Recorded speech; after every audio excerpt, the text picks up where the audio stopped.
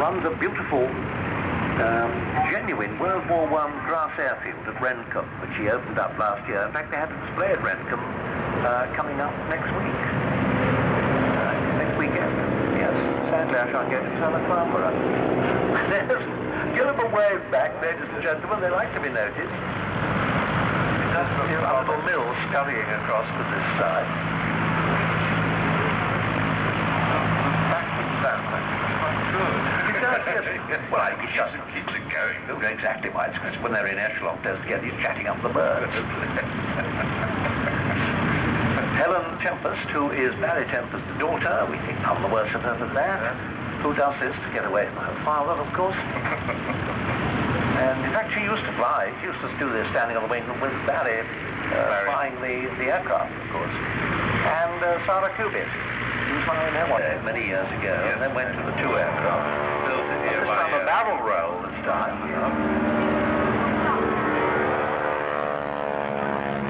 Keep your lights inside. Positive G all the way round. It looks to me as if he's well, he has, I said, he was proposing to turn round and face forwards. I don't think I could stand aerobatics with Vic Norman if I wasn't actually looking forward to see what was happening, but I don't know. Diamond 9 Tigers moving out. Back in. On your left this time, those who are up the top end here, can't yet see him.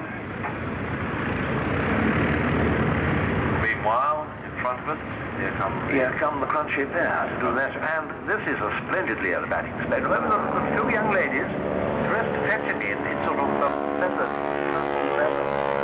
Rather in. Oh, yes, I have. Over the top of a loop. Back up to the vertical. I think going to check and stall turn.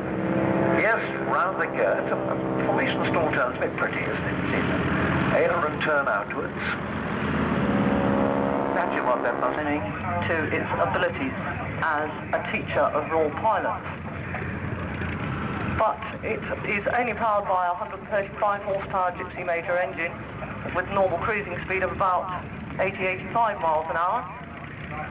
If you really bend the throttle as far as it'll go, you can put another 10 on top of that. And so you can begin to understand why it takes a little while to actually put this formation together. And of course the pilot place experience the golden age of flying. I think I'm the only one of this box who's seen the golden age. Right, now ladies and gentlemen, on to our next item, the Flying Crusaders aerobatic team, sponsored by the Express newspapers. On your right, pulling up in the extra 230, and first I think to display, they come in at intervals to display, one following the other. This is John Harper, who gave us yesterday the most brilliant display in a 40-knot wind that I've ever seen in my life. It was absolutely 230 horsepower single-seater, aeroplane designed by Walter Extra of Germany, designed purely and simply to win world championships, and Walter himself's been doing very well. It's become a very popular aerobatic aeroplane. And John Harper, I personally think, approaches aerobatic flying with more delicacy of touch than anybody else I know. He'll take an aeroplane right up to the limit of its performance without ever stressing it. 2.74 points roll onto his back, into knife edge, briefly, and then out. That's the rest of the roll. Harper, who's been around for many, many years.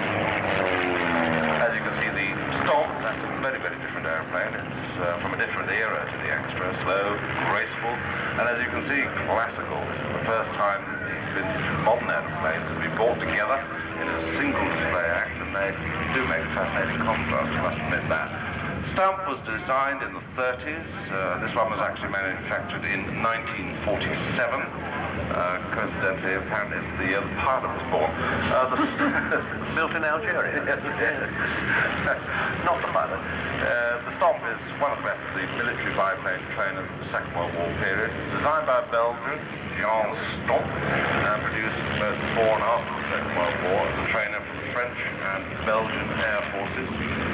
It's often regarded as the French equivalent of the British Tiger Moth, built in 1969. It was first flown at Little Wallop as an army trainer, and then went to Bristow's at Red Hill for civil train.